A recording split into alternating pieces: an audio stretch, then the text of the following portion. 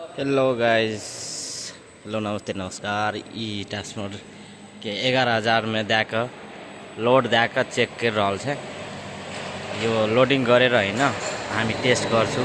टेस्टमा pass हुन्छ कि file हुन्छ भनेर यतादेखि थाहा हुन्छ। हामीहरू सबै काम फिनिश भएपछि नि हामी फेरि एकचोटि टेस्ट गर्छु कि 11,000 दिएर हैन। अनि 11,000 दिएर 220 लाई 11,000 में कन्भर्ट गर्ने। 11,000 में दिएर अनि 420-430 सम्म भोल्टेज योबाट निस्किन्छ क्या। खास यो हो खास गरी के 11,000। यो 11,000 देखि 11,000 में दिने अनि यता 220 हुन्छ। तर यता 220 हामी 420 मात्रै हालेको छु। 420 हालेर अनि 11,000 में निकाल्ने हो हामी कन्भर्ट गरेर।